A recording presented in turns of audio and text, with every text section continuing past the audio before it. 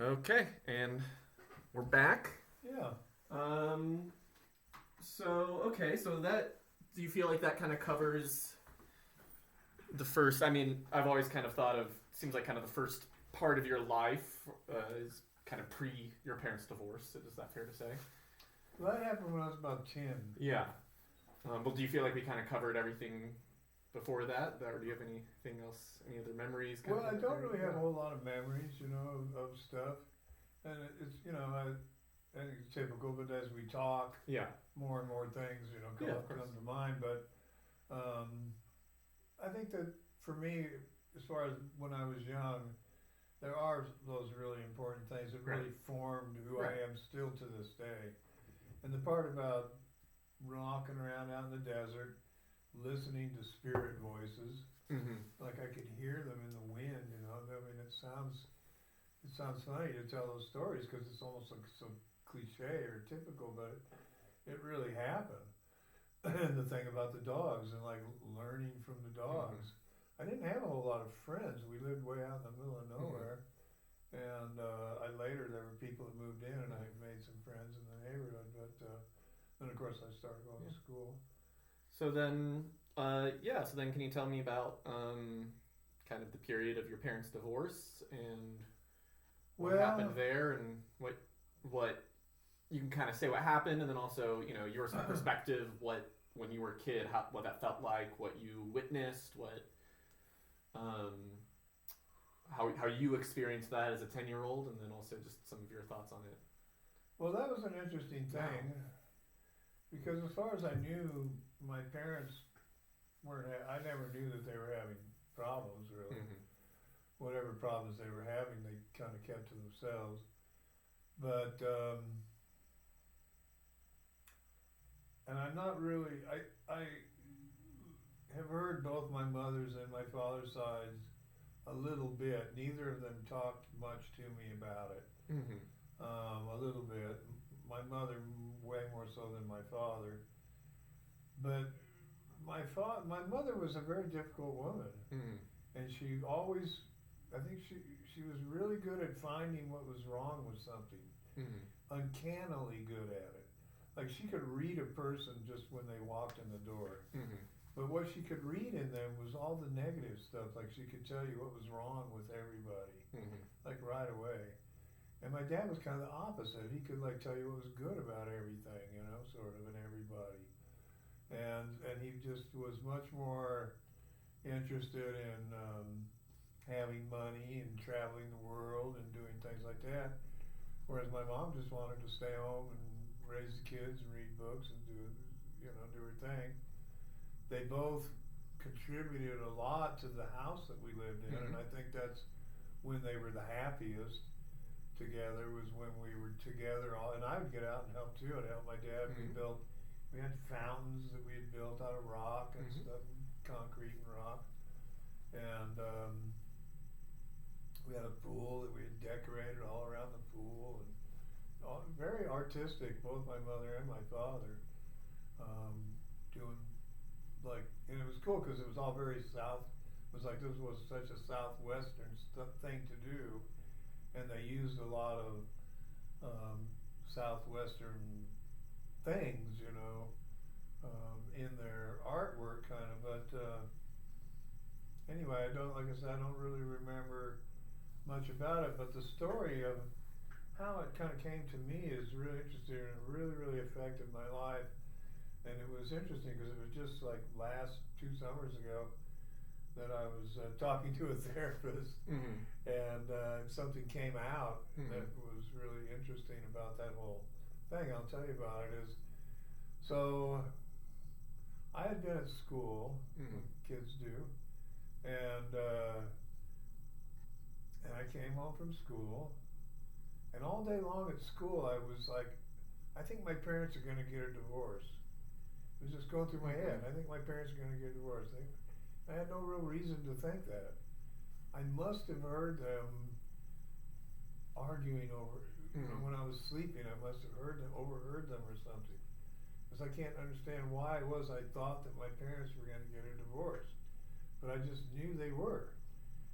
And it was funny too because while I was thinking about that, I was thinking, so who would you go live with if your parents got a divorce? And I had decided I would go live with my dad because he was my dad. He was the man, and I wanted to be around other men. Not that I had anything against my mother, really. I was actually a lot closer to my mother, even though she did weird shit. You know, she was also, she really loved her son, oldest son. But you know, it was really that the male thing, being with a man. So I get home from school, and sure, my mother calls me over. She says, "Oh, I got some bad news I got to tell you." And she sits me down, and we're sitting there. She says, "Well, me and your dad are going to get a divorce. Who do you want to live with?" Which was a terrible thing for her to do, first of all. But it didn't, to me, it was just what she did. I wasn't thinking, like, now I know, it's like, ask your kid who they want to live with. Yeah. I didn't know that then. But my parents were one of the first parents around that got divorced. But divorce was not a very big thing back then. And I also even knew, somehow or another, I knew, like, because there again, my mother had this way of, this country thing, and I knew that, like, divorce was like a really, kind of a bad and traumatic thing, and that kids from divorced families would be shunned and looked down on, and the girls' parents wouldn't want their daughters going out with the son of a divorced couple, and those kinds of things. That it was very anti-social thing back in those days. So it was a bad thing, that the parents are getting a divorce, and she sits me down and she wants to know who I want to live with. And this is the thing that came out at the therapist, because I looked at my mom and I said, well, with you, of course. Because I couldn't say, well, I want to go live with Dad. I just couldn't do that to my mom. I couldn't say that to my mother. And I realized that, like, from then on, I've never been able to say no to people, especially women. It's like I just can't bear to tell somebody that they're not my favorite person, and so, like, next day or something, my dad comes in, and I'm in bed sleeping, and early in the morning, and he comes in and wakes me up and says, well, I'm leaving now. And he left and moved down into town and started living the life of a playboy, which back then that was a thing. Yeah. To be like a swinging playboy guy. So what do you mean by that? Like, what are your memories of what that looked like, or him being a playboy? Well, yeah, and especially that early period of your parents' divorce. I mean, what changed, and yeah, what was? I know that your dad seems like your dad transformed a lot. Well, yeah, he went from being my dad to being this guy he was like the swinging bachelor guy. And my dad had, as far as I knew, they weren't like, they didn't preach morality or anything, but my parents, like, neither of them drank. There was nothing outwardly excessive about either of them when I was little. They both did smoke cigarettes, but they're from Virginia, and everybody smoked cigarettes in those days. But other than that, they were just pretty straight, normal people. But I do think my dad had an eye for the women, and then he got frustrated with my mother on top of that. So for him, it wasn't so bad leaving her, because he knew that he had something ahead that he could achieve and do. And I think he was probably in his 40s or something when this happened. I'm not sure. There again, very bad with dates and stuff. So he went into town and he got himself an apartment and had a swinging bachelor apartment, and we'd go down there every now and then, because they had custody things, or we'd go spend the weekend with him once in a while. But basically we lived with my mother, and I know that both of my sisters hated that, because they loved Dad and hated Mom, but not much. I don't remember them or any of that much going on. My little brother, he was just like, I hardly remember him involved in any of this at all. And And my mother just got really mean and bitter, Mm-hmm. and she just hated my dad after that. Never had a nice word to say about him. Said some very, very mean things. She's like, I wish he was dead, kind of hate Mm-hmm. that she had for him. And it was bizarre because it was like, well, I never really liked him anyway, but instead of just like being glad he was gone, she like hated him because of what he had done to the family. Mm-hmm. And she was particularly upset because she felt that it was going to affect, I think, me especially. Mm-hmm. But and it did, but I didn't really know it, Mm-hmm. I just, because I was just a tough little kid, I didn't really worry about things, kind of. I had this whole thing going on inside of my head. One thing that my mother pointed out was I used to, I was like you, Mm-hmm. I used to sing all the time. I would always sing. When my dad left, I quit singing. Mm-hmm. And I didn't sing anymore ever again until I was like in my 30s. Mm-hmm. And so there was this, and I guess I just got real sullen, kind of. But I don't really remember that having like sad feelings really Yeah. at all. I mean, to me, it was just like, well, on with life. And it was, in a way, it was kind of exciting because now I had my swinging dad's bachelor pad. I could go hang out down there.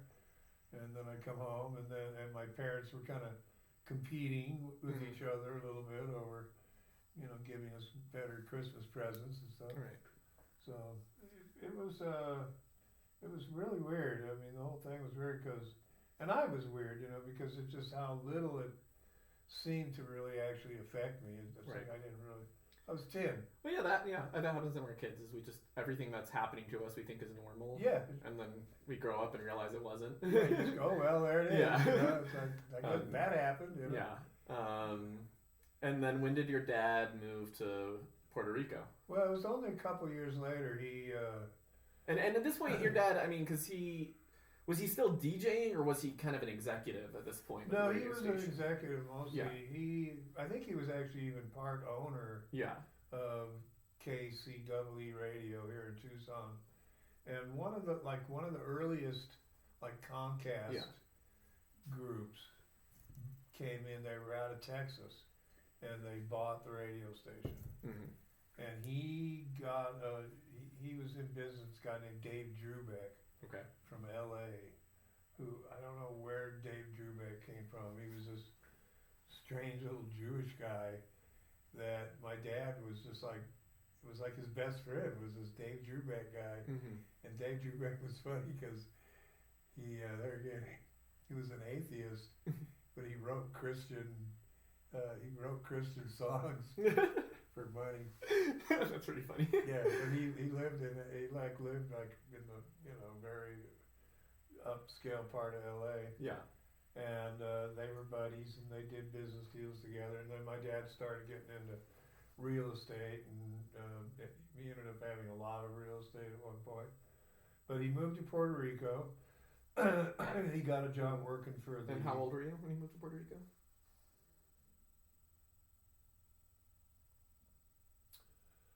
I was about 12 or 13 by then. Uh-huh. Yeah, because I moved to Puerto Rico when I was 13. Uh-huh.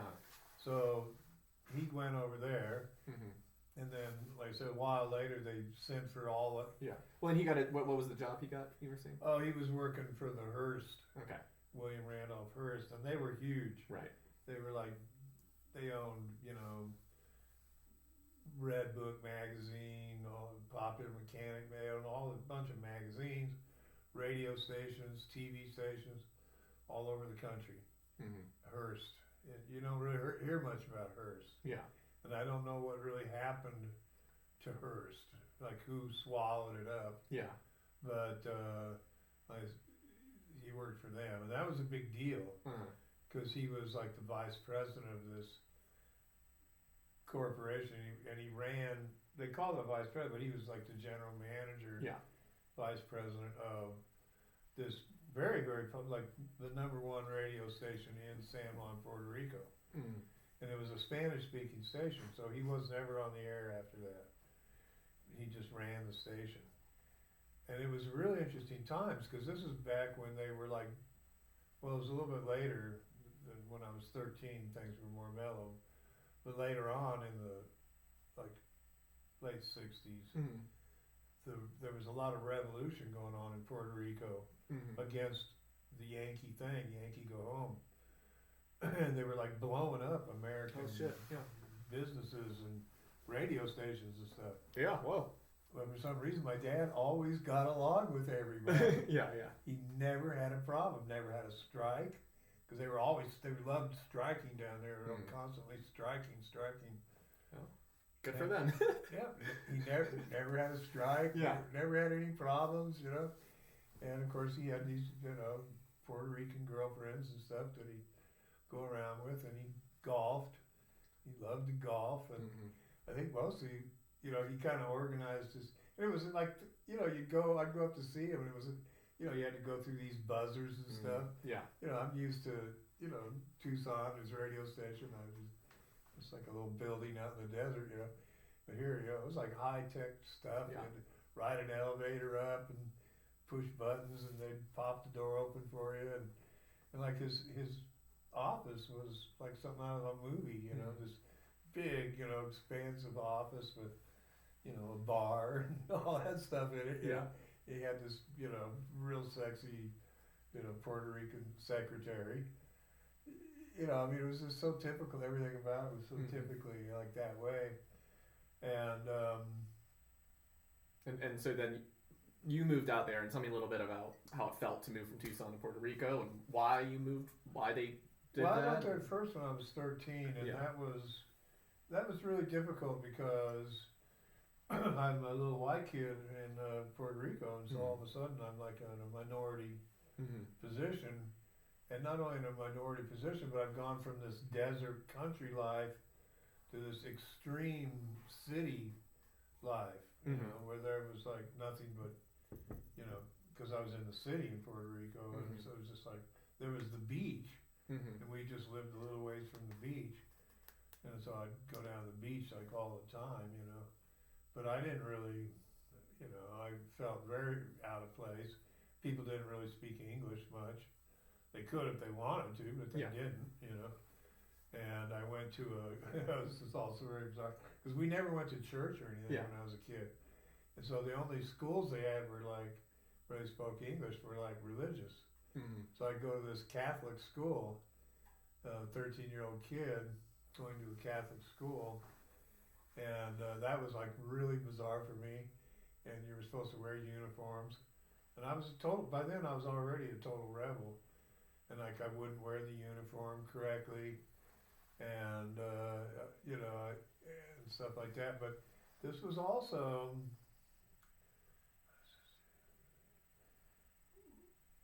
right when the whole drug hippie thing and everything was breaking loose. Yeah. So if you were 13, you were born in 1955. That would have been 1968. So in 6th grade. Yeah. I'm sitting there in my science class, my favorite teacher, and he tells the class about this thing called LSD.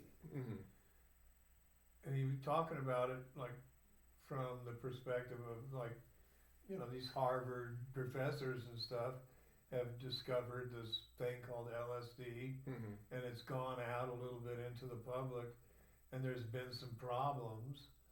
Like there was a very famous story about Art Linkletter. He was real famous. He had a show where he would like. His show is called "Kids Say the Darndest Things." Okay. Something like that. But it was like he would like interview kids and stuff. And so anyway, so he was like, America's dad. Well, Art Linkletter's daughter takes some LSD and over in California somewhere and jumps out of a window thinking she can fly. So that's what I hear. I hear this story about Art Linkletter's daughter taking LSD, thinking she can fly. And I went, I got to get me some of that right away. I mean, the first time I heard about it, I was like, I have to get this. Yeah. I just won't go up in keep my feet on the ground. Yeah. And so I went to Puerto Rico and I was 13. So did you? I know that because from this point forward, drugs are going to play a pretty big part of the story. Huge. Was the first time you did drugs in Tucson or in Puerto Rico? No, it wasn't until I got back to Tucson. But Okay. I was looking for Right. drugs. I couldn't find them anywhere because I was a little 13-year-old kid. But I started getting into, other weird shit, and I had nothing but freedom. Yeah. I'd get out of school, and I was going to this weird Catholic school, and I remember I got in trouble like some of the big kids from high school. I was a 7th grader. Yeah. And they were like going to kick my ass or something because I was going around looking for LSD. Mm-hmm. And that never happened. That's also where I had my last fight. Mm-hmm. Was a 13-year-old, and I decided I was never going to fight again. And I never have. And because I used to fight like crazy because I grew up out here in the desert. That's what you do, I said all I knew about cowboys is they would get drunk and fight. Mm-hmm. So I taught myself how to fight, and I was really very, very good at it. I didn't lose fights, Mm-hmm. And but I got in a fight, and it was interesting because I got in a fight with this guy. There was because when we used to fight when I was a kid here, we did it more like, what do they call that when you spar with each other kind of thing. But this kid really was out to get me. This Puerto Rican kid, he really wanted to hurt me.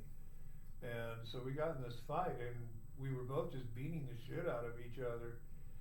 It kind of became obvious that nobody was going to win. We were just going to stand there and beat on each other until we both fell over. Unfortunately, this guy Jorge came and broke up the fight. But after that, I never fought anymore after that. And it had to do with, there was a little Norwegian boy who sat in front of me in mechanical drawing class. Mm-hmm. And he had little curly hair and little glasses and stuff, a little nerdy kid. But I remember thinking, he's got it going better than I do. Because he's using his brain and his pacifism, his peacefulness, to get through life. And I was like, I'm going to be more like him. And that's how I became that way. But no, I never found drugs. But there was a lot of other, I started exploring like some occult kinds of issues and stuff. What do you mean? Well, like there was a bookstore called, what was it called? Bed, Book, and Candle or something. This is in Puerto Rico? Yeah, and I used to go there and hang out all the time. And what did you learn from Bed, Book, and Candle? Oh, I was just checking out books on like the master, like how to be a master, of the universe. And I like read books on like 12 steps to becoming a master of the universe. Jesus. Okay. Yeah. Yeah, and they were good. I learned things from them. Yeah. And and I just kind of became acquainted more with, I never heard about things like tarot and all that kind of stuff. And then the whole, because Puerto Rico was influenced more like from the New York East Coast thing. So there was that kind of whole influence of like an Eastern New York kind of like Lou Reed, kind of a thing, sort of. But I didn't really like being there very much. I wanted to go back to the U.S. because I knew that that's where it was at. Because this whole San Francisco, I really wanted to go run away to San Francisco. Yeah. I'm only 13 years old. That's like I want to be in San Francisco taking LSD, hanging out with the Grateful Dead. And by then, music had become huge to me. Yeah. The Doors. I was one of the first bands I was way into, because growing up, I was into the Beach Boy sound, Jan and Dean, those kinds of guys. And the Beatles came out. I didn't really click with them at first. Until I think Revolver came out, that I really went, oh, these guys are really good. And that was when I first had a girlfriend, I think. Debbie something, Peterson or something. And I had my first dance with a girl to the Beatles song.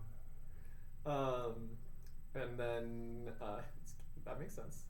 And then Puerto Rico, I mean, I know that you tell me stories about kind of, so you had this pretty wealthy, absent father, and you've told me some stories before about just kind of having free reign and just getting to, have parties and all that in Puerto Rico. Can you tell me a little bit about that? Well, that kind of happened later when I went back on. Oh, okay. So this is the first trip to Puerto Rico. Because I'm only 13. So yeah, let's stick with the first trip. And my sisters were both there too, and my little brother, I think. Uh-huh. But I had my own room. Wasn't even attached to the house. Do you lived know in a guest house, And do you know why you guys were sent to Puerto Rico? Was it just I don't. Instead of staying with your mom, or were they? It was just. It seems like every decision your parents ever made was just all right. This is what's happening now. Is that? I don't know why. I don't know if it's because my mom needed space. Yeah. Or because my dad wanted us in Puerto Rico. I don't know. But my sister Carrie never went back. Yeah. She stayed. Oh, really? I didn't know that. Yeah, she stayed in Puerto Rico and then. Well, I guess she would have been almost 18. Yeah, she actually went to college in Puerto Rico. I didn't know that. And then she got a job in New York City after that, was working radio in New York. Then she went to LA and worked radio in LA after that. My brother Duke was in radio too. There's a lot of people in my family that did radio. I've done radio. You did. Johanna's done it. Johanna's done radio, yeah. Anyway, so I'm 13. I want to come back. They after a year, I did my 7th grade year there. They sent me back. My mother, in the meantime, had left our very nice house up in the foothills with the swimming pool and everything. She left that and moved to this really dumpy part of Tucson. And I mean, it was really broken down cars in the yard, very kind of ghetto-ish almost, to use that word. White, I don't think there was much in the way of color, in the neighborhood. Not even Mexican really so much, but poor white people. And that was very bizarre for me to come back and live in this. So I go from being in this real nice neighborhood to Puerto Rico where everything is weird, and then I come back to Tucson and go to this other place which is really weird. And I lived over there, and one of the guys who was a masked marvel, the wrestlers, kind of lived there in the neighborhood. I've never heard of this before. Yeah, and it was funny. There was a Mormon boy named Lance, and I remember him. He was telling me about drugs, and it was funny because he was describing marijuana. He's like, "Have you ever tried marijuana?" And I'm like, "No." I wasn't really interested in marijuana. I was looking for LSD. But and I wasn't at all interested in tobacco or alcohol. Yeah. I was very into my health and all that. And that kind of leads me to another place. But so he describes marijuana to me, but basically he described an LSD trip. Yeah. He was like, "Oh yeah, you can watch the grass growing and music comes out in colors and stuff like that." And I'm like, "Oh God, I gotta give me some of this marijuana stuff," Yeah. And so I'm 13. No, now so I was 12 when I was in Puerto Rico. I come back, I'm 13, because my birthday was in the summer. So then I'm in 7th grade, and I go to I'm in 8th grade, I go to a school called Amphi, which was kind of a inner city where poor kids went to school, as opposed to the north side of town where all the rich kids went to school. So I was down there, and I felt kind of very out of place there as well. I didn't know anybody. And I'm like, what the hell am I doing here? And I really didn't like it. I spent a lot of time trying to find marijuana and LSD. By now I'm really looking for marijuana, and because that's the whole country is getting stoned now, thanks to Bobby Dylan and the Beatles. And there again, I never found any that whole time. Somebody sold me some tea or something. Once, and but I was really into music. I loved the Beatles, stuff, and the other band, Cream, I know was big, Jimi Hendrix, and so then I somehow or another, I don't really, I mean, there's so much I don't remember, but so 8th grade ended. Looks like that. I'm gonna pause and run to the bathroom, and then keep going. Okay, so you're back in Tucson for 8th grade. You're really into music. Yeah, and I'm at this place where I felt like a total outsider. Yeah. And it's funny how there's these big blank spots in my memory. Yeah. And that's one of them. I mean, I really don't hardly remember anything about 8th grade, except for running around trying to find somebody that would sell me some pot. Uh-huh. And I don't really remember having any friends, although I know there was one kid somewhere that I was friends with, because I know his older brother was the guy that he turned me on to Cream and Vanilla Fudge, and I think he's also the guy that burned me on the tea. And then somehow or another, we ended up moving back out to our old house. And I don't remember how that happened or why it happened or anything, but we ended up moving back to our old house on the foothills, which was just kind of, about not even half a mile, I don't think, maybe a half mile away from Canadolora High School, where I was supposed to be going. So I went to Canadolora my freshman year, and it was nice because I was back amongst all the kids I went to elementary school with. Because I went to Harrelson Elementary 1st through 6th grade, and I never finished 6th grade because they sent me to Puerto Rico right before it ended. And I was already starting to get in trouble and stuff. I'd gotten in some pretty big trouble that year for doing some stuff, but I was vandalized stuff and things. And I had, because I never knew I was a bad kid. I always thought I was a good kid. Yeah. But I did a lot of really bad stuff. And I was really into it was such a bizarre time to grow up. Yeah. Because they idolized such weird people, like on TV and stuff.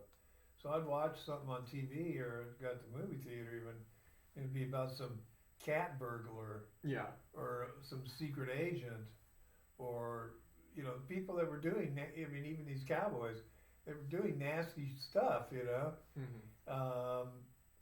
And so I wanted to be able to. I wanted to have their skills.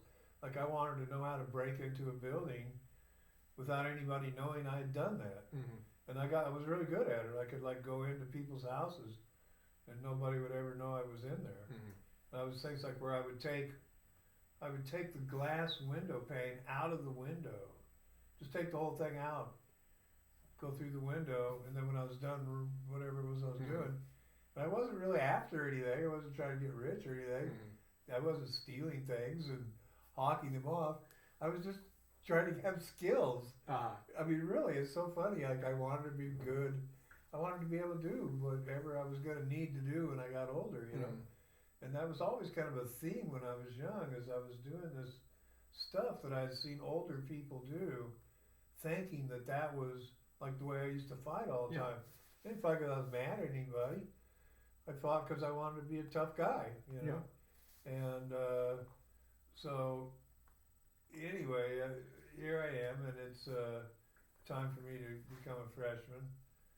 And I forget where I was, but we left an awful lot out there. But so I go to freshman year, and I felt kind of out of place, even amongst these people that I'd been to school with, because by now I'd been gone for 2 years. You'd been in Puerto Rico, yeah. And they had kind of moved on. Yeah.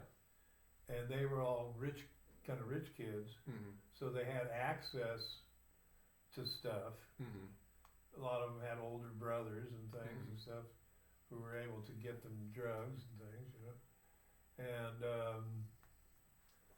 so I show up, and I had my best friend there who I'd gone to elementary school with, and he was kind of the kid that lived across the wash from me, Corey Whitkoff.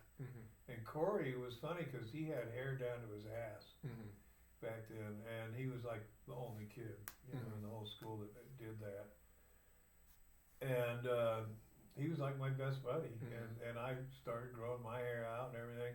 And people used to make fun of Corey, and they'd try to pick fights with him and stuff.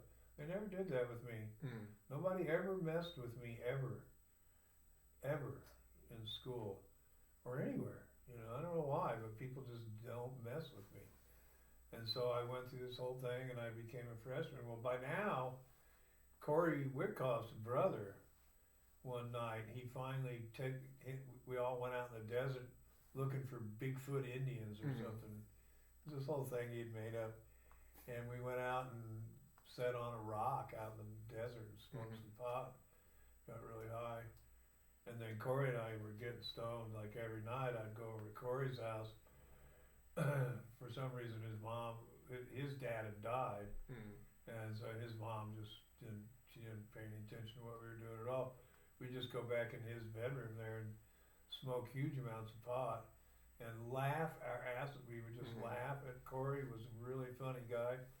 I was funny, but I think Corey was particularly funny. And God, we just had the best time doing that.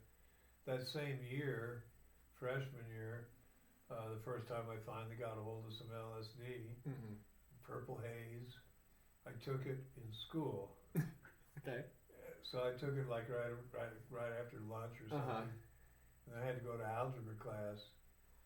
And it was so funny because the algebra teacher hated me. And I hated him. He was like a jock. When he wasn't teaching algebra, he was like a football coach or something. By now, I'm like, because I'm like a hippie kid now. Yeah.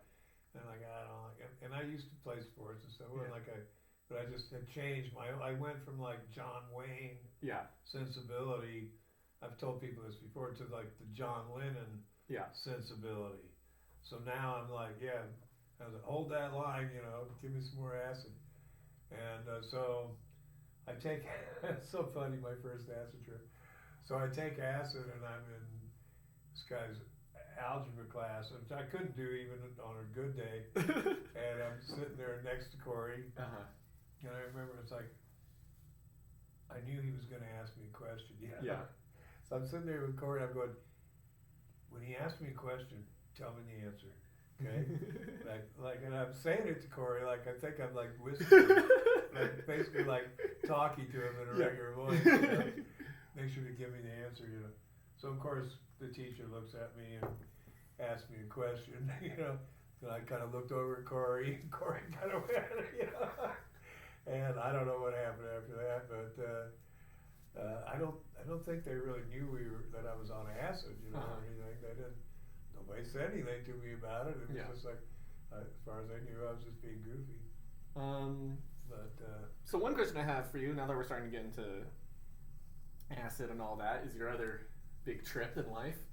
I know that your mom was really spiritual in a lot of ways. And when did that, and I know that was an important aspect of your relationship with her, and that she was very literary, and so when you were living there, was that kind of when you guys would talk about these things, or when, I know that conversations that you would have with her about Jesus and books and things like that and art was a really important aspect of your relationship with her. And I was wondering if you could talk a little bit about whether that was when you were younger, or whether that was kind of in this period when you... Well, I remember I was very young, and I remember the first time really she kind of sat me down on the bed. I don't know why. We were in her bedroom, and I'm sitting there, and I remember, it's funny, I just thought of that because she had a purple bedspread that almost exactly like the one I got in my room, almost same color. And she told me about Jesus.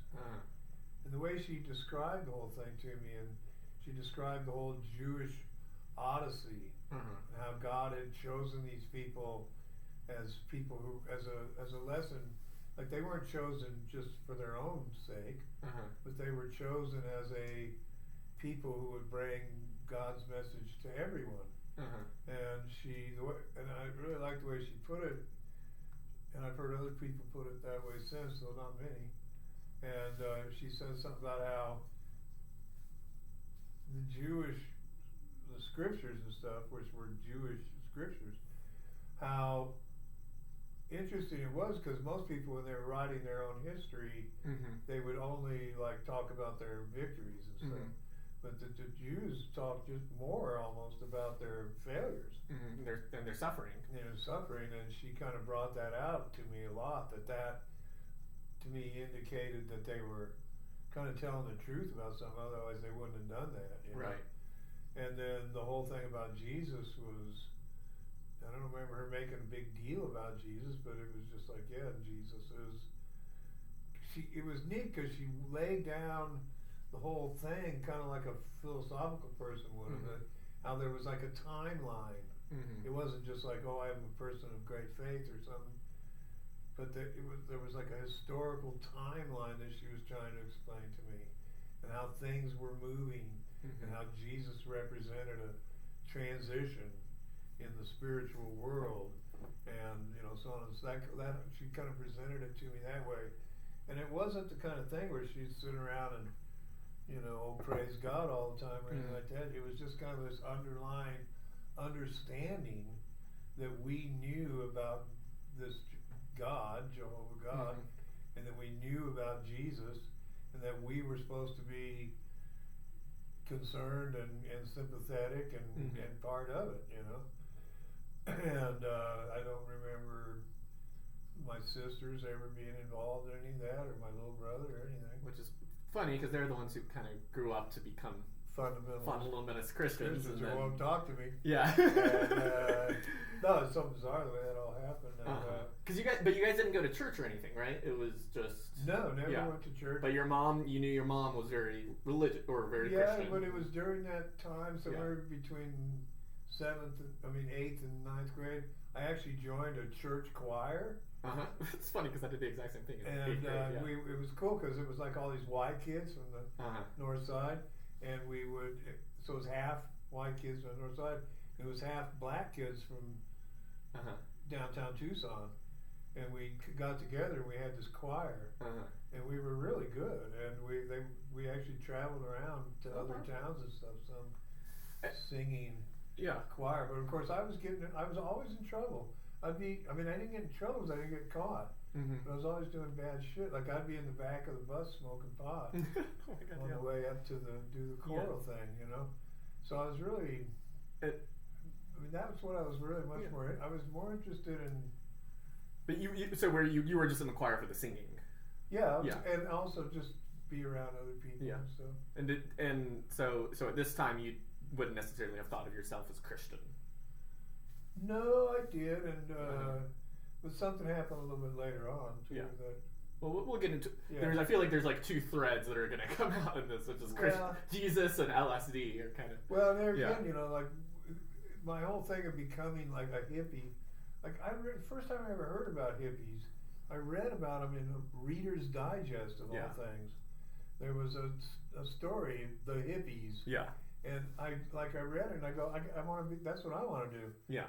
And what they were into was looking for God and peace. That was the hippies. That's what they did. They were into searching for God and trying to bring peace to the world. And, well, that's what I want to do. And so I never actually became a hippie, which is really funny. Well, you were too young to be one, kind of. Well, and later on, there were hippies all around me, you know. But I just never could really. I just could never come to that certain something that the hippies did, Like I always kept my clothes on for one thing. So one other question that I have then is, so this is all happening in 1968, and I'm a political historian, so since I'm doing an oral history interview, I have to bring in some politics. Were you aware at the time of, this year Nixon gets elected, the next year you land on the moon, you've got the riots, and MLK's assassinated in 68, Bobby Kennedy's assassinated in 68, you've got, a lot riots over police brutality in the cities. Very much aware of all that. And then you live in a town, right, which is dominated by, which is very, it sounds kind of from what you're describing, it sounds like, most places it was fair, Tucson is fairly segregated. There were the white neighborhoods and the Hispanic neighborhoods, but kind of what was your awareness of all of these things that are happening at the time and your thoughts as you're also beginning to explore out, drugs and all of that and music and that goes back. I mean, my mother and my father too, but especially her, were completely against any kind of a racial prejudice or they were biased because they couldn't help it. Yeah.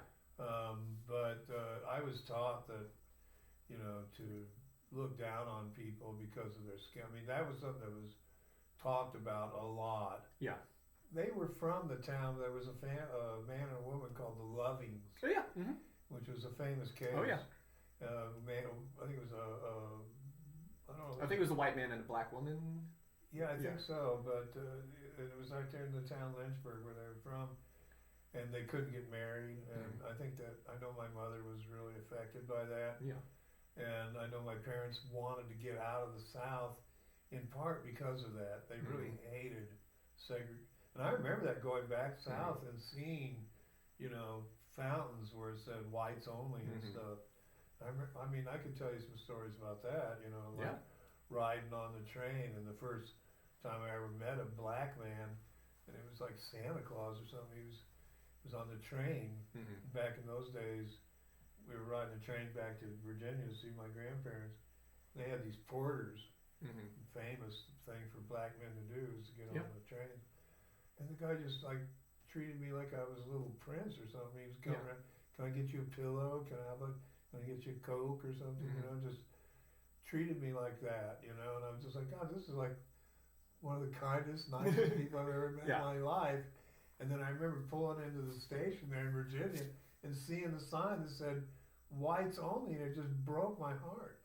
I mean, it literally just broke my heart to see this. It's like, I can't believe it, you would be this way, anyone would treat these wonderful, wonderful people. And it was just obvious, and it was funny then because I know the blacks, they can only speak for themselves, but to me,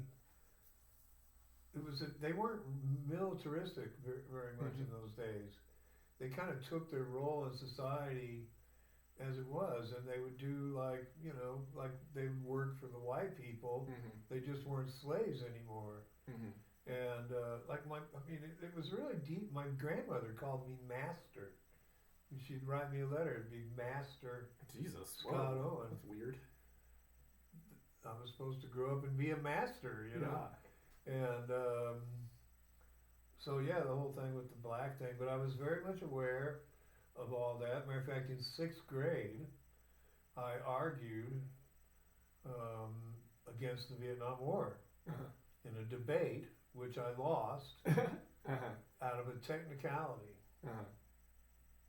which was that I mentioned Jesus' name in the debate. And I was just listing a group of people, including generals and politicians and Gandhi or whoever, these different, high-toned people who didn't like war. Yeah. And Jesus was one of the names, and I got disqualified for that. The little boy I was debating was Jewish, and I think his mother complained or something. But which really made me angry that happened. And I started seeing a lot of that kind of injustice going on in the world, where people were doing things that were, maybe they had good intentions, but they weren't really necessarily just. But I was against the Vietnam War, even as early as 12 years old, 6th grade. I marched in 9th grade in the Vietnam moratorium, nationwide strike. It was kind of the end of the war against the Vietnam War. And I did march here in Tucson with my friend Bill Condon. And of course we weren't supposed to go there. We weren't supposed to ditch school and go to the march, but we did.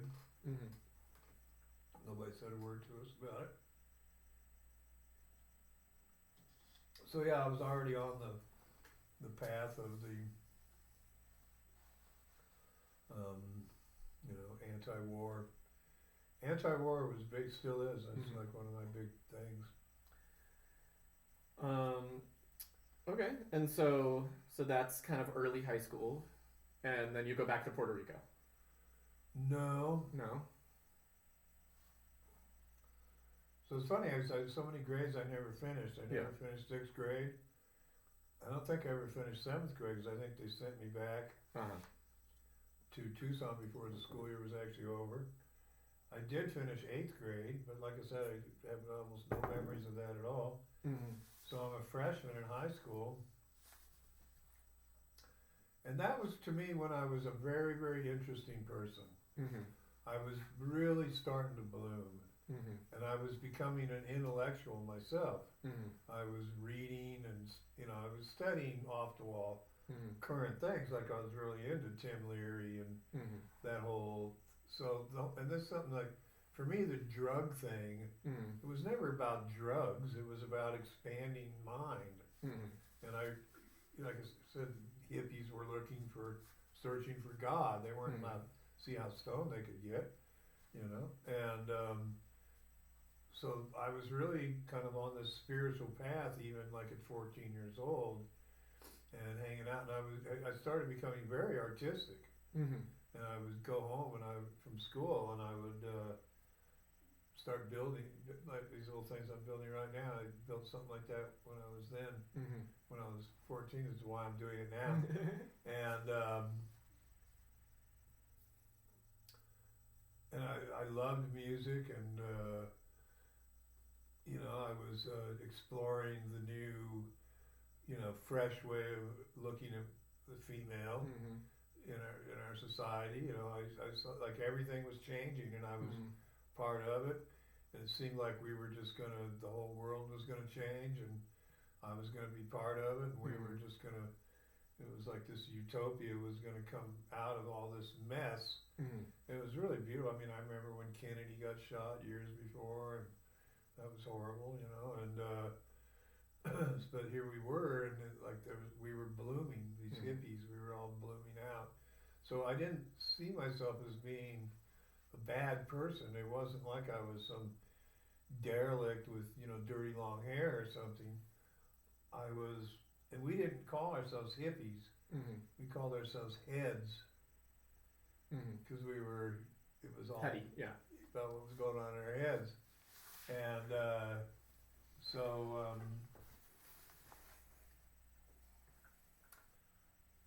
I had Corey and my other good friend Bill, and we were starting to do LSD and stuff.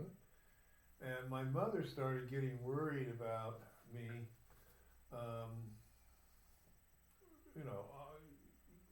She had every right and reason to be. One day I'd gone over to Bill Cunda's house, and his parents were very super liberal, and he could do pretty much whatever he wanted. His dad was like a brain surgeon that followed Gurdjieff and stuff. I don't know who that is. He was like one of these guru guys, Okay. And I think I do. I think I have a book by that guy.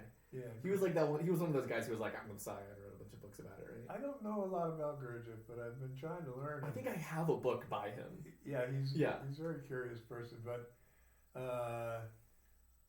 so anyway, they like smoke pot and stuff even, But anyway, I go over to Bill's house, and he raided his parents' cabinet and got some Secanols. I don't know what that is. And Secanols, they don't make them anymore because they're so powerful. A lot of those drugs they don't make anymore. We had speed, these things we call black beauties. Incredibly good drug. But the Secanols, we were just experimenting at that time. And we were like, well, I'll try some of these Secanols, And I ate some, nothing seemed to happen. And for some reason I decided to go home. I guess it was starting to hit me. Yeah. And I was like, well, I'm getting tired, I think I'll go home. And I called my mother to come pick me up at Bill's house. And she came. When she pulled up, I'm like laying on the grass, like asleep, out on the grass, out. So she kind of picks me up and gets me in the car, drives me home, and then I basically crawled out of the car into the house. And that's when she because before I was obviously getting into the drug scene. Yeah. I had drugs sitting around in my room and stuff. There again, I mean, I was always treated very special. Like my room was, it kind of inherited my parents' room Mm-hmm. after they got divorced. So I had this room that was kind of separate from the whole rest of the house, the master, Mm-hmm. the master bedroom. I had my own bath and my own entrance and everything, you know.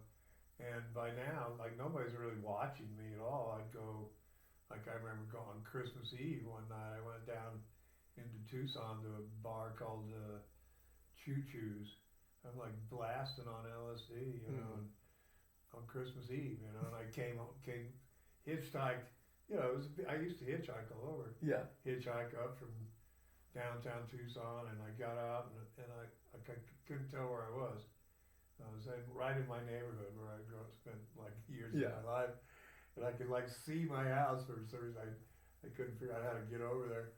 That was really a funny memory. But that was a funny night. It's the first time I played harmonica live on stage. And I'm sitting there in this bar, and I'm on acid, and I'm with all these. I'm not even supposed to be in there. I'm like 14 years old. And there's a band, and these guys I knew somehow or another. I knew the guys in the band, and they were all drinking and playing, you know, music and stuff. And they took a break, and for some reason, like I could hear, you know, I'm on acid, and I could hear everybody in the bar, and they were all going. So I had a harmonica I just bought, and they were all like, "Go play your harmonica, go play your harmonica." Yeah. I don't know why I kept hearing this, but I kept hearing people tell me to go play my harmonica. So I get up and I go up on the stage all by myself, go stand up there.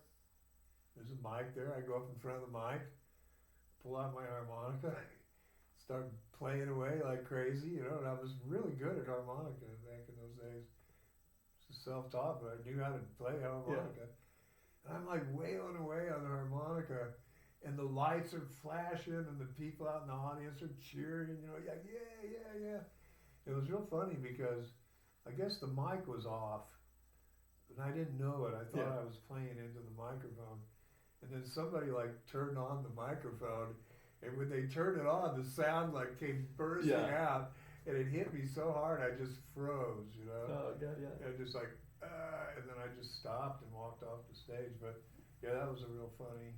One of my funny LSD memories is playing harmonica. And I'm just a little kid, what the hell am I doing in there?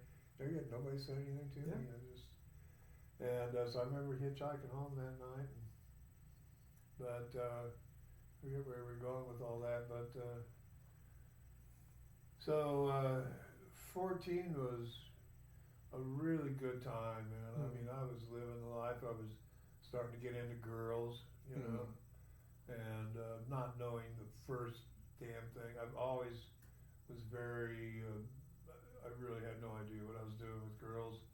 For some reason, even though I had sisters, girls were extremely foreign and strange to me. And I really did not understand them at all.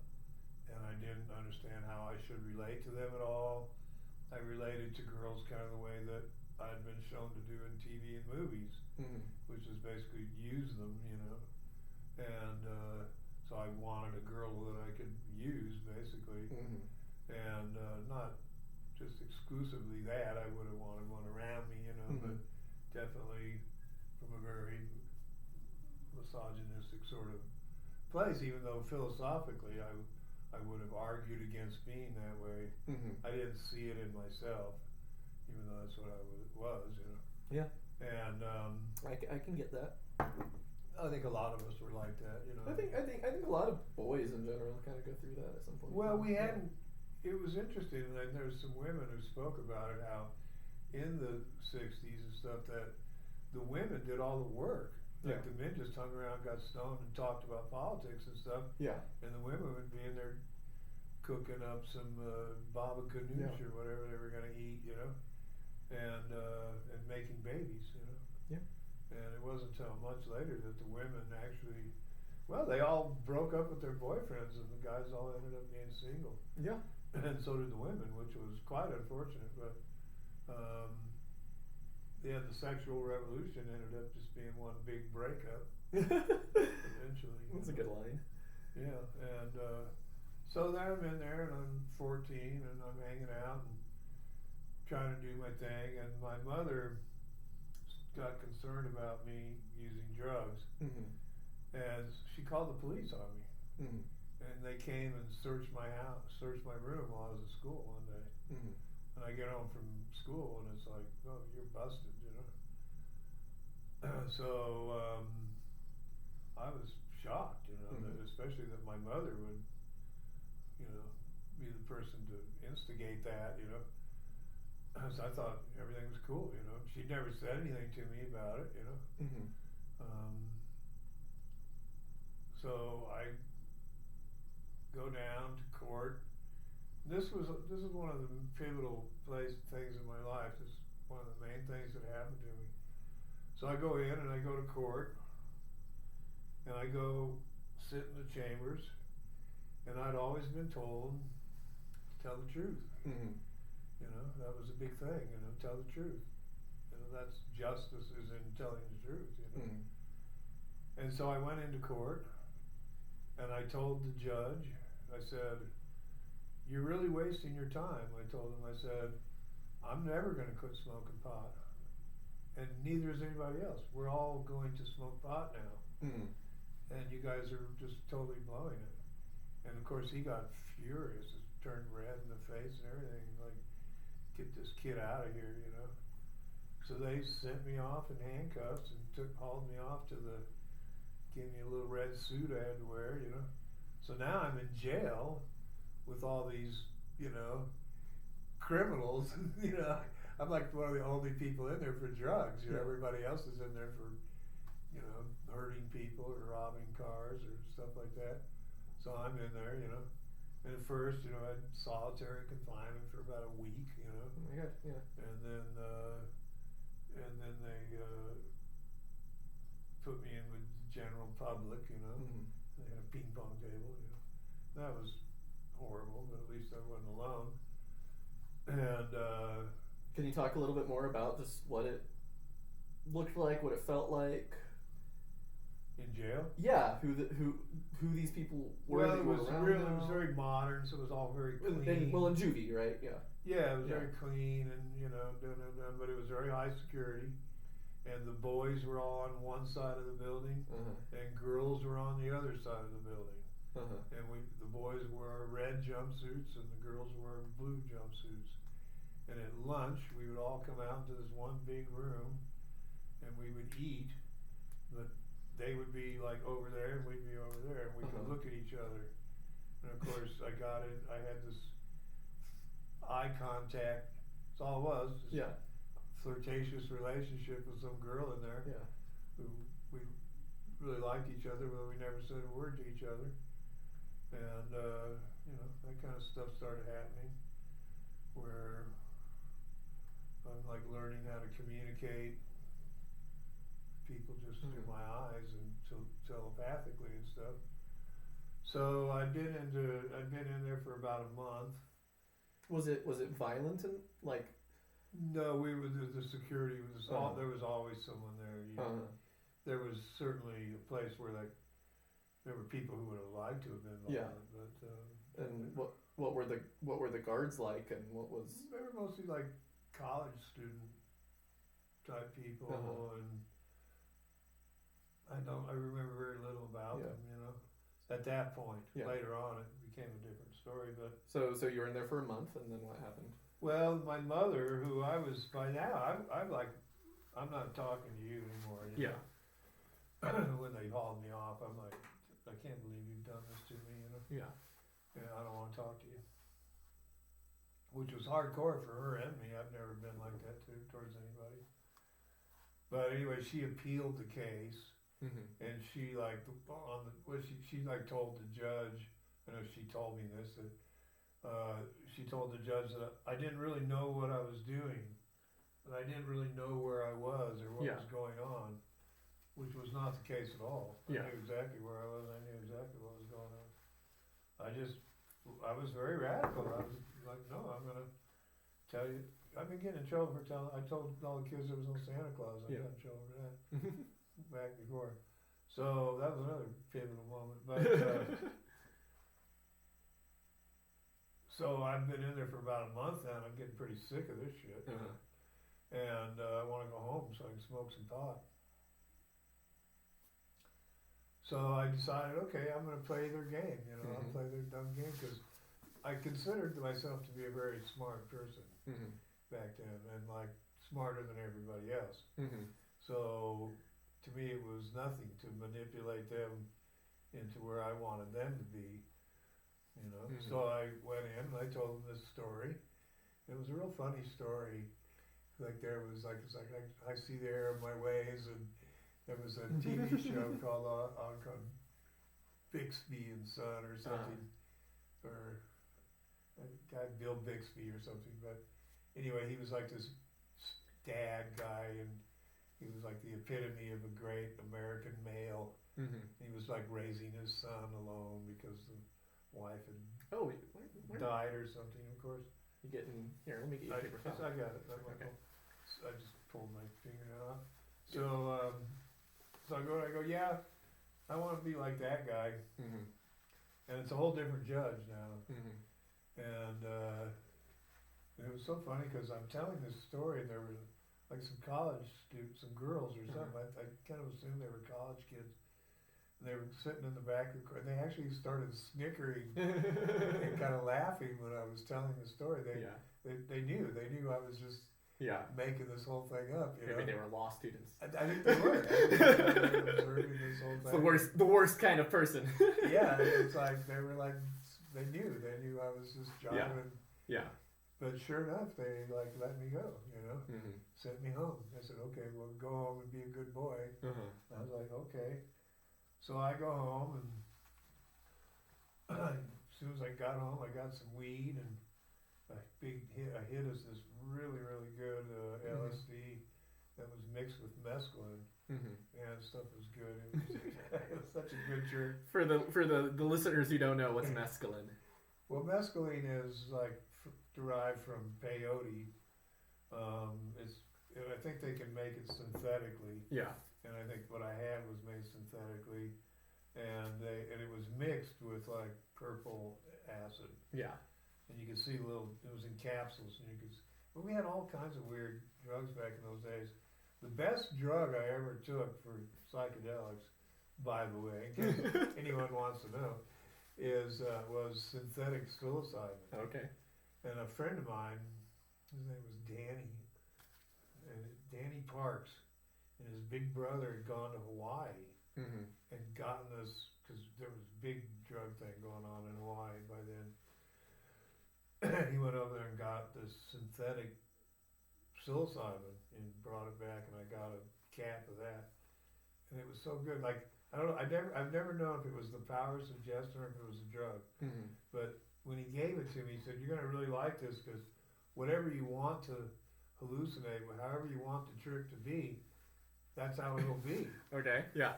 And so I just like, I would like, so I want to hallucinate things, and then I would hallucinate them.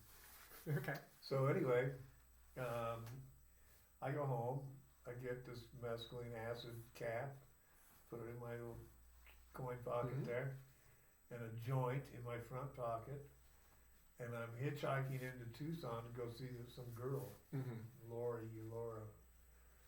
She was kind of a skanky chick that lived downtown. She's okay.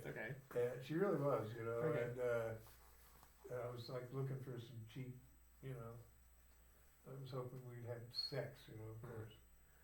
But I wasn't in love with her by any means or anything, so it was one of those, like I say, just like me being like that, and her too, And so I'm hitchhiking down the road, and this sheriff pulls up, and he gets out of the car, and he basically just walks up and reaches into my front pocket, and it's like he knew it was there or something, which he couldn't do, But pulls his joint out of my pocket and goes, "You're under arrest."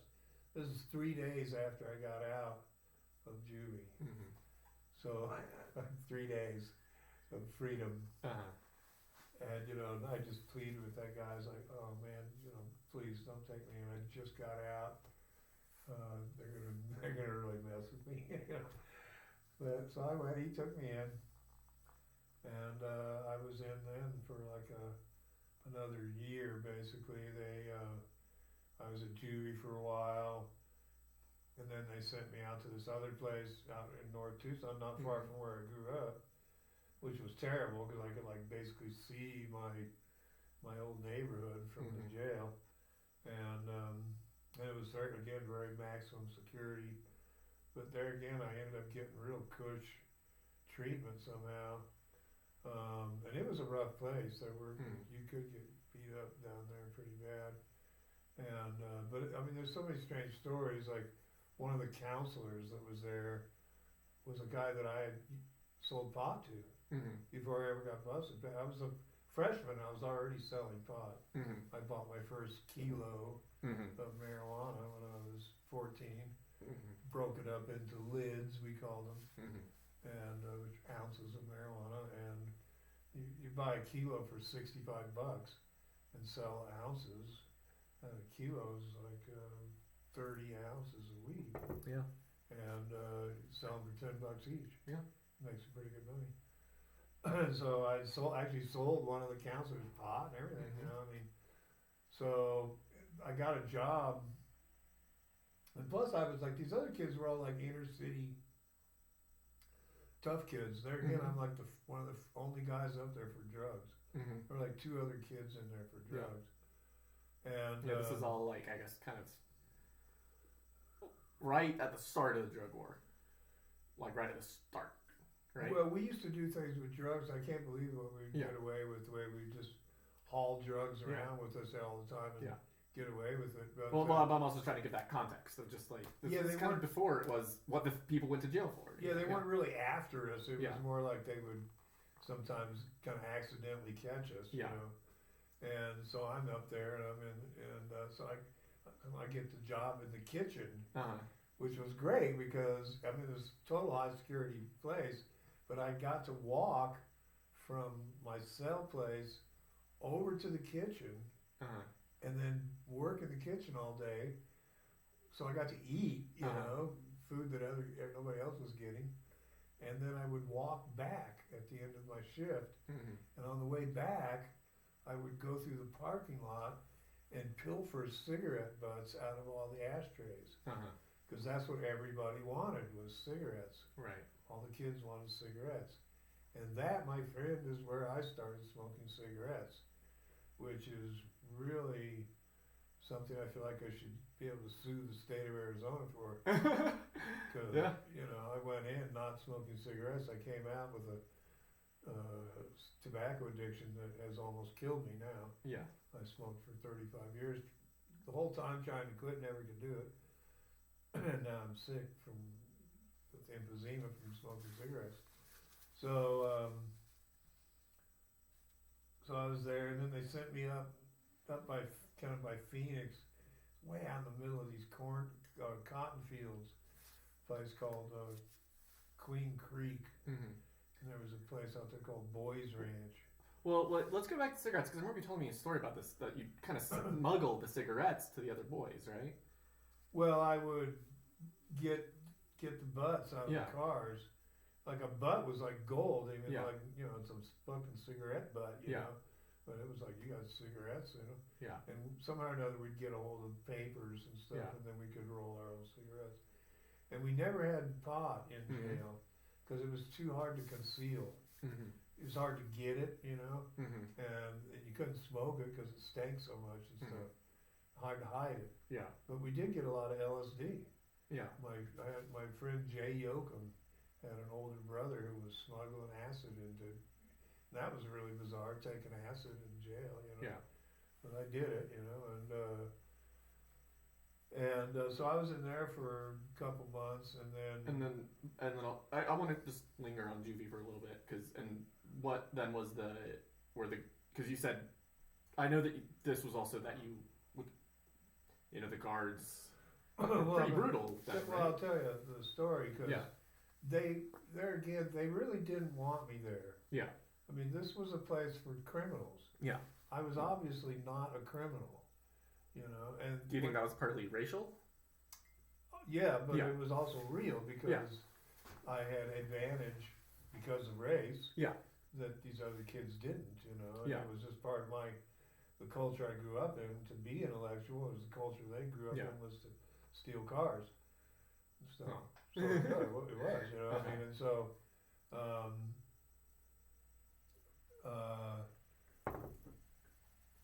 you know, there again, I'm like really different from all the other kids up there. Mm-hmm. There were a couple kids up there that I could relate with, and we'd sit around and have philosophical discussions about stuff, which would really piss the other kids off. Mm-hmm. So anyway, they never really wanted me to go to jail. Is that I wouldn't back off, you know, like I tell the judge I'm gonna smoke pot forever, and then they send me home, and I get busted 3 days later, and so I've been up there at this place for a couple months, and they're wanting to send me home again. Because they figured, like, you know, they could slap my wrist and then they could send me home and I'd go back and be a good white boy, you know. But, so they sent me home for the weekend. And I had some pot stashed out in the desert before I got busted. In that 3 days where I was free, I had hidden some pot. So the first thing I do, I go over to Witkoff's. I'm like, take me out to my pot, you know. So we go get my pot. And I got wasted stone sitting there with the Witkoffs. And then I tried to smuggle pot back into the jail. I had it like taped to my leg. And I got caught. And when I got caught, the warden guy, who was a real like military type, ex-military type guy, and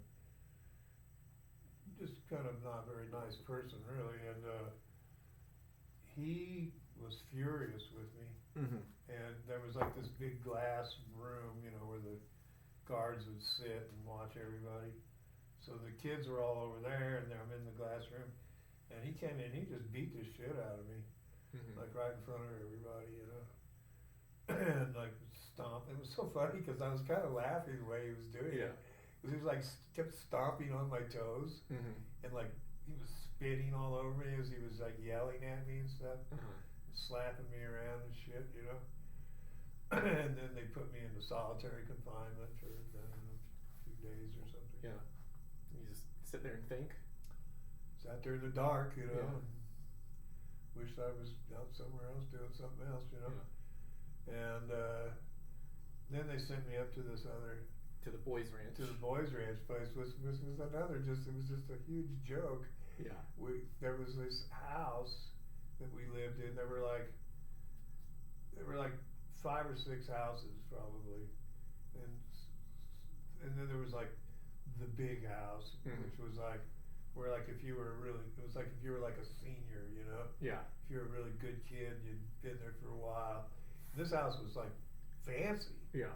It was like the Brock family from Brock's Candies. Yeah. Okay. Donated this house. Jesus. Okay. And so it was like really nice with all this cool modern stained glass and everything. You know, it was just really. So if you had a friend that lived over in the Brock house, that was nice. You could go hang out over there. Well, let's pause real quick so I can, and then.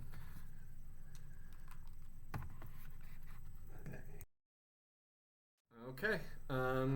So they transfer you to the. So what is the boys' ranch? What is that? Well, the boys' ranch was, you know, it was supposed to be like, you know, kind of like a halfway house sort of a thing where, like we lived in these houses, and there would be probably a dozen boys to a house, and then there would be like a ma and pa who were actually like this married couple who were like the house parents, you know. We were actually supposed to call them ma and pa, What the fuck? which I refused to do, of course, and That's so fucking weird. the whole thing was very bizarre. Like we were taking a lot of LSD up there in those days, and there again, you know, because the pot was just not, you know, just too easy to get busted with it, and I remember it was so funny because Ma and Pa. How would you guys smuggle pot? Like, we didn't really do pot. Like I said. oh, sorry. Would you guys smuggle LSD in? Well, LSD's easy. I mean, it's so small you can. But like, would visitors come or like friends come in? Yeah. My roommate was a guy named Dave Wade. Yeah. And he was from Tempe. And so he had people that would, like, I don't know who, but somebody would visit and they would give it to him, smuggle it to him. Yeah. Nobody ever came and saw me the whole time I was up there. It was just me, you know. Did your mom ever come up? Nobody. My dad showed up one day and took me out for Sundays or something. I got really sick. Because I wasn't used to eating Sundays. Yeah. And I ate a big old Sunday and got really sick on it. Holy shit. And we actually like went to school. Mm-hmm. And they'd have a bus, and the bus would pick us up and take us to school. And it was real weird because we were like the criminal kids, you know, sitting there in the classroom. And of course, you know, I'm 15 by now. And I'm like wanting to meet a girl and all that real bad. And you know, there were girls that liked me, I could tell, but there was just, I couldn't connect with them. Finally, I had a date with some girl. I'd been there like almost through the whole school year by now. And there was some girl, because like, if we were really good, sometimes like on a Friday night, they'd take us into town to go bowling. And then we'd sneak away from the bowling alley and go try to find pot and stuff. So anyway, I had like a date, so I was real excited because it was like, wow, it was like one of the first dates I'd ever had. And I come home from school, and all my stuff, they called me in, Scott, come here. They called me into the office. I go in the office, and all my shit's in the office from my room. And I'm like, you know, what's going on, you know? And it was funny because all my stuff is there, and they're like, well, you're leaving here, you know? And like I had a Bible that I had hollowed out, you know. Oh Jesus! That I kept my stash in, you know. And they had found that, and they were like, "What's this for?" You know. And I was like, "Oh, I don't know. It's where I keep stuff, you know." And so that I didn't get busted for anything, but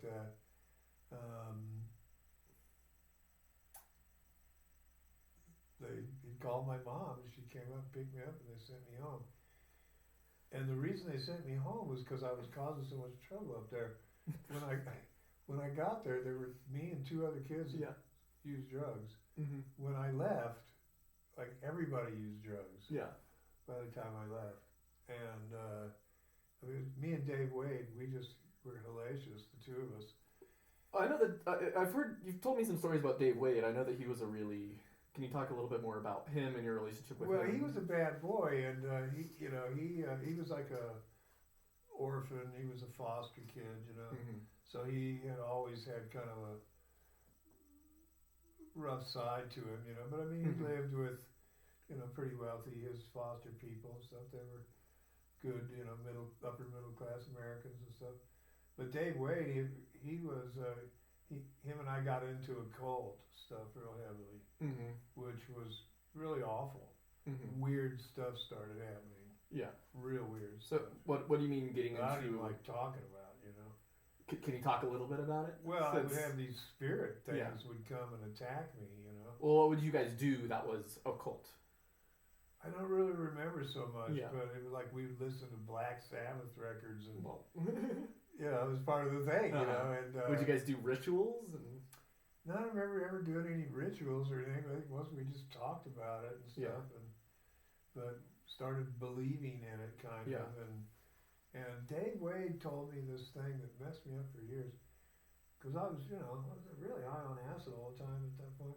But he turned me on to this thing. He's like, when I was gone, because he had gone home for the weekend or something. And he came home, he said, yeah, somebody told me that you were like this really special person. And that basically the whole thing, this whole universe had been made just for you. It's a weird thing. Yeah. There's actually like they have a name for that. And later on I found out that they actually have a name for that, like where the whole thing was made for just this one person. that we all get to do it. You know, we all get our time, and it was like, well, there are a few people that know that. They know you, and they know who you are, but most people don't. You know, but it's all just for you. This whole thing, and I actually. He convinced me it was true, basically, sort of. And so that was really bizarre, really messed with because I did kind of believe it, and so I became kind of crazy with that. I personally got way into Jesus at that time, too. Mm-hmm. So I really got into Jesus real heavily. What made you get into Jesus, and what did that look like? Well, because Jesus was, I kind of came towards Jesus sort of almost from an occult perspective. But because I knew Jesus from when I was a little kid, and I liked Jesus because of what Jesus represented and stuff. And so I'm like into Jesus, and then they send me home. Mm-hmm. And it was like, I don't know, maybe the first night I'm home or the second night, my sister Betty had gotten into Jesus while I was in jail, and I thought, oh, this is great because we never had that much in common. And it's like, oh, we got this thing in common. So she takes me down to this place called the Vineyard, which she still belongs to this day. And is it like all the worshipers or grapes on Jesus's? They what? Are all the worshipers like grapes on Jesus's vineyard or something? What is that? It's called the Vineyard. Well, I don't know. Water into wine or okay, yeah. I am the wine. I am the drink of me. That makes more sense, I guess. But so she takes me down to this place because it's like, I'm really into Jesus. She takes me down, and so it's like a church meeting. It was at night, and they're all doing their hallelujahs, and somebody preaches and stuff, and then somebody gets up there and it's like, anyone who wants to, give themselves to Jesus, devote their life, I don't know if there was so much about like repenting from sin or anything like that, but it was that whole thing of like, are you going to be born again? Yeah. Because they were really into that whole born again thing. Yeah. And it was funny because like he's like calling out for people to do it, and nobody's doing it, And so I raised my hand and said, well, I will, So I did the thing. I I give my life to Jesus, And, so I did that, it was no big deal. But what was funny is as I was walking out the door, I still to this day think this guy was an angel. And he's like standing at the door, like he was waiting for me. And I come walking out the door and he kind of pulls me over and says, I just want to let you know that just because you found Jesus doesn't mean you have to quit smoking pot and stuff. And that was it. That was his message. Never saw him before, never saw him since. But I was like, oh, okay, good. So I had given myself to Jesus, but other than that, not much else had changed. So, I mean, I am interested though, because so when you're 15 years old, you're in juvie, basically, you're... But I never got to go on my date. Because the date was for that night, and they sent me home. Well, but what did Jesus mean? Like, what did that mean to you to be? I mean, because you've been through a lot of shit already up to the past couple years, and so what was it about Jesus that drew you? What did it mean to you to be into Jesus? Well, the same thing it means today. I saw Jesus as what I think most anybody would. Who's not kind of crazy in some way, but to me Jesus was a great teacher, but more than that he had like a divine connection to the Godhead, But by now I'm very open-minded about all these things. Yeah. I've studied occult and I've been around, I've taken a lot of mind-expanding drugs, What are you seeing on your acid trips, man? Well, my acid trips... Or your mescaline or whatever. What are these experiences that you're having that are so meaningful to you? Well, they were mostly like, what was meaningful was like that when you take, any of those drugs, that all of a sudden your mind like becomes like 100 times more powerful than it was before, and you really can like see the grass grow, and there's colors in the music, and so there's all that kind of hallucinatory thing. But more than that, it was more about, and this, anybody who takes a lot of acid will tell you this pretty much, the hallucinations kind of go away, and it really becomes mostly about character development and ego and killing the ego and stuff. And it became all about that. And so I rarely ever, and this is something there again, I mean, I rarely ever had an acid trip that I didn't have a really bad experience during the acid trip. Something would come up. I would do something or say something, and it would kind of set me off down a bad, like, oh, I'm a bad person kind of thing. And it was, there was a lot of that, like, self-examination and seeing, but in a way that was like, when you realize that, oh God, I'm a liar, or oh my God, I'm a egomaniac, or whatever it was that you were seeing about yourself, it was painful, because it was like, and to me, on acid, I was basically like I was kind of like at the pearly gates almost, to where God and Jesus and the devil are all like hanging out with me at this point. They're all with me. And the devil's over here whispering shit, and stuff would happen, like, be like, well, if you walk out that door, you're gonna die. There's something waiting for you out there. There's an Allman Brothers song, can't go out the door, I don't know that one. Yeah, and it's one of their most famous songs. And but you would like have to go out the door for some reason. Yeah. Like you'd hear a girl scream or something. Yeah. And you'd go like, oh my God, I have to go save the girl. But I've already been told if I go out the door, I'm going to die. Yeah. And so you'd have to decide what you're going to do, And so there was a lot of that kind of stuff that was going on. It was real, I say, kind of a character development thing, because you really got to look at yourself and see where your fears were and where your higher traits were. And like I remember one time, just high as I could possibly be, and this cop showed up, and me and two of my other friends were like just high as could be. And I just sat there, and he came up to see what we were doing, investigate us. I came out and just talked to him. It was almost like in the Star Wars, it was like, the drones you're looking for are not here. Yeah.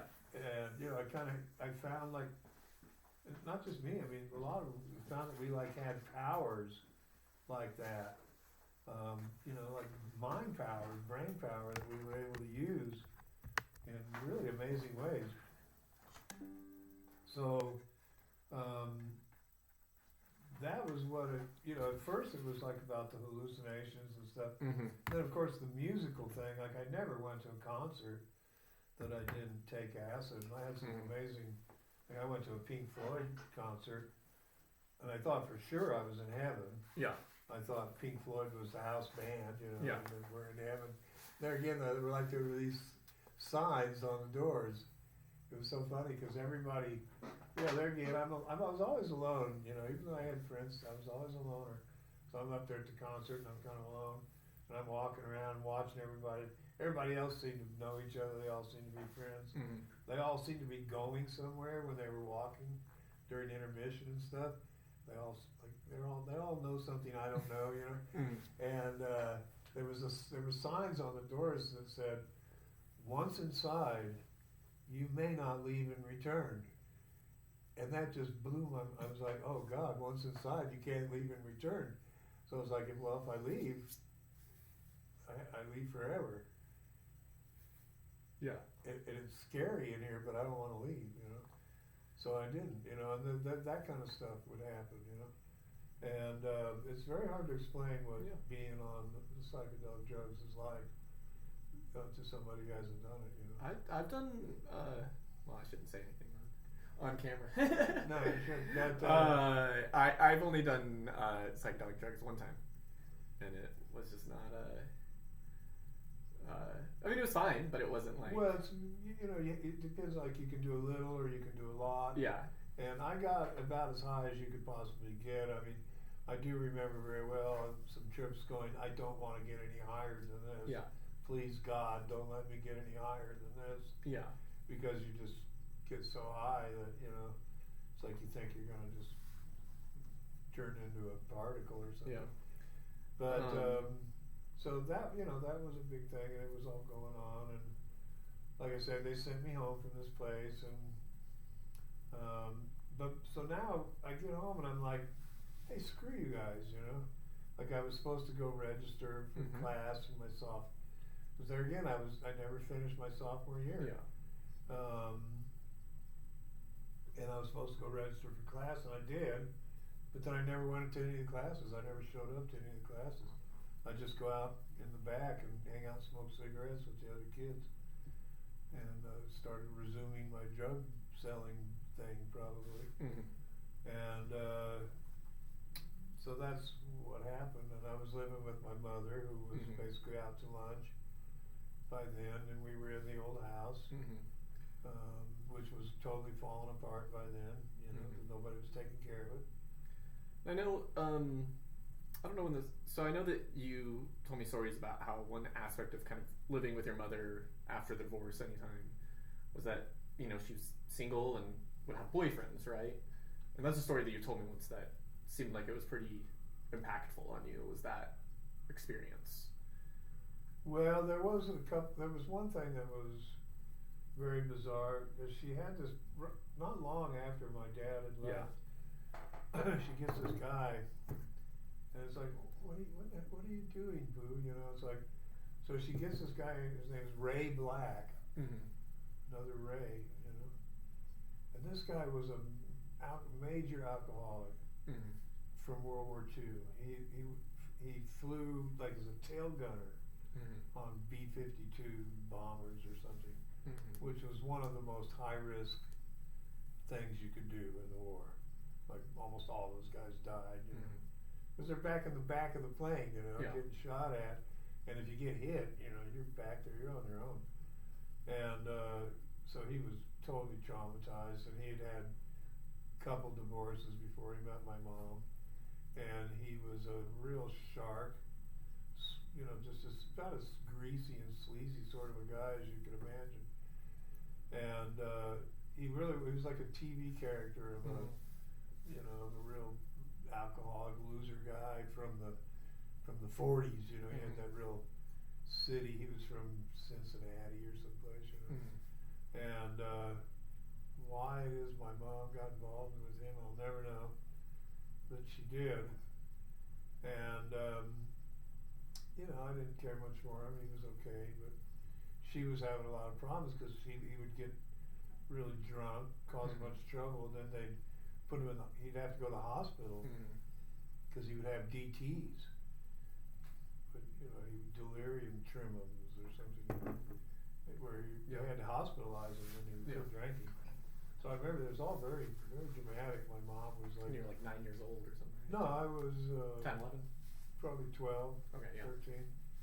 And so this whole thing's going on, and my mom was like she was trying to save Ray Black, from his alcohol. And I think he gave her good sex, at the time. It wasn't something we discussed, but I think that he was a rank dude, and I think she liked that after being with my more conservative, upright father, And so one day I'd been out on a scouting trip of all things. For some reason I joined the Scouts for a couple months before I got kicked out of that. And I came home we'd been out camping for the weekend. This is a funny story because I came home and he's like, we're sitting there at the dinner table and he said, oh, you got a call from a little girl. And I, was interested. I was like, oh, really? And he's like, yeah. And I forget exactly how he said it, but he was like, yeah, I think she was a little colored girl. Wow, yeah.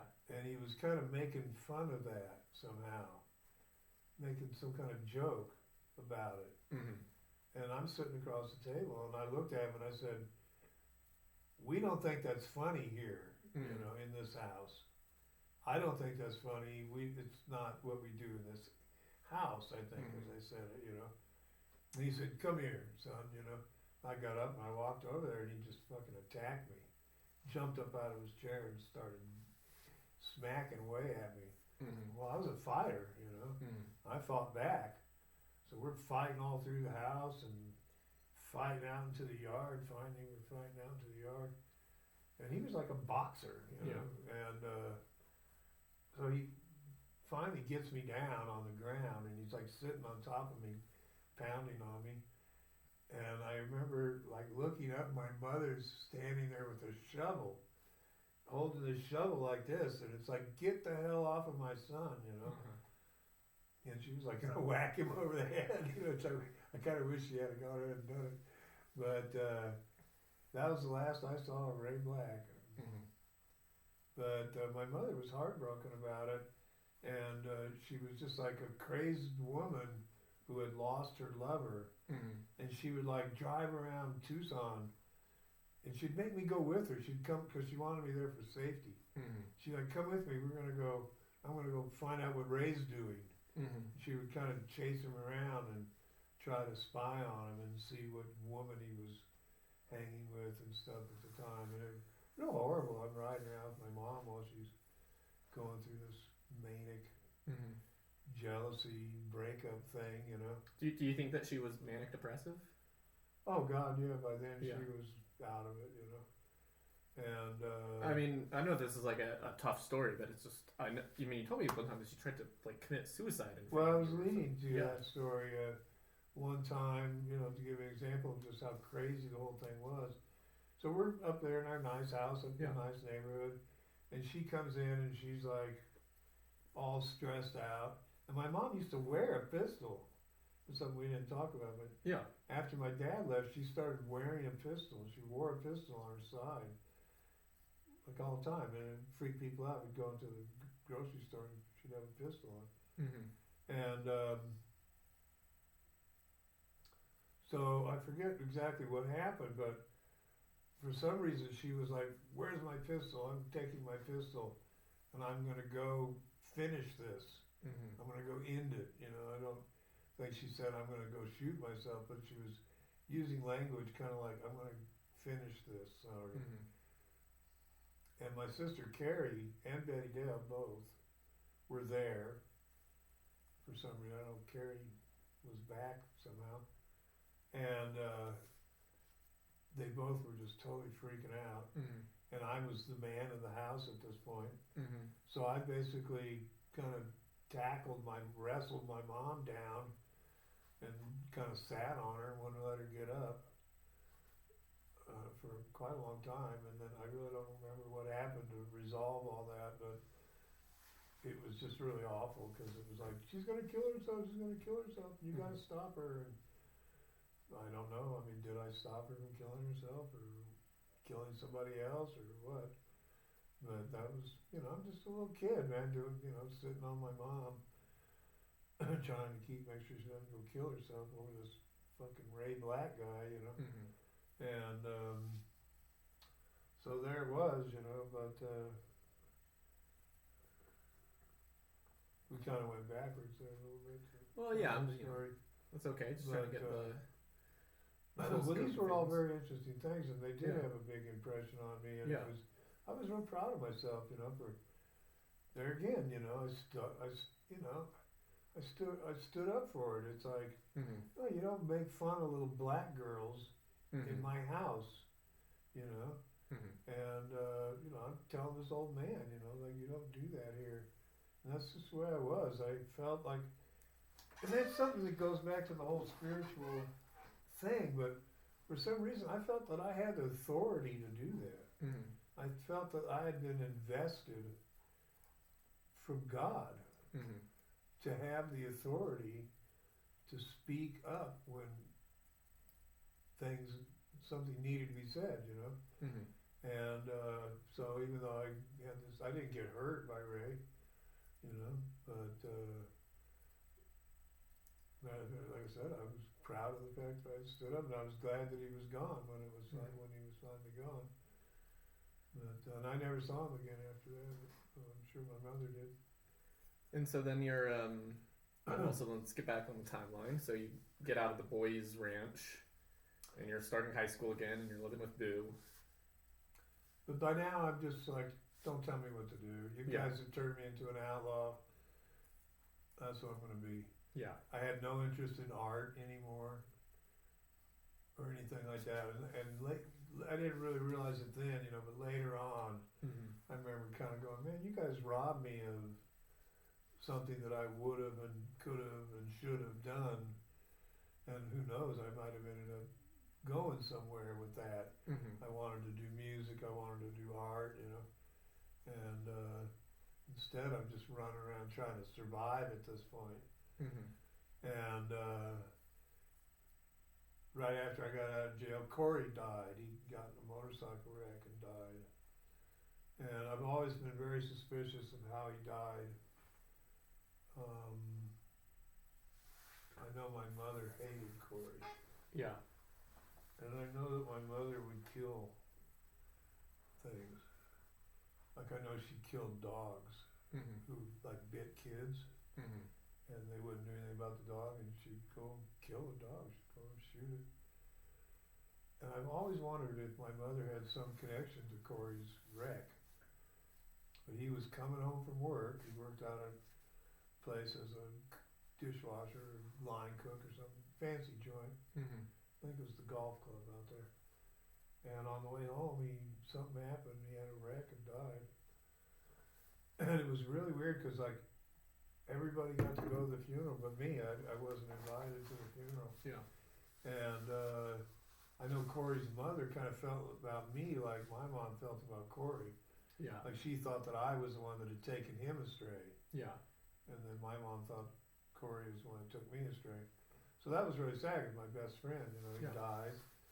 All the other kids at school and stuff were going to his funeral. I didn't get invited. Well, what was Corey like? I mean, you talked a little bit about just, he was the guy that you did drug, but what was his personality like? Corey was crazy. What did he look like, He was crazy. What did he look like?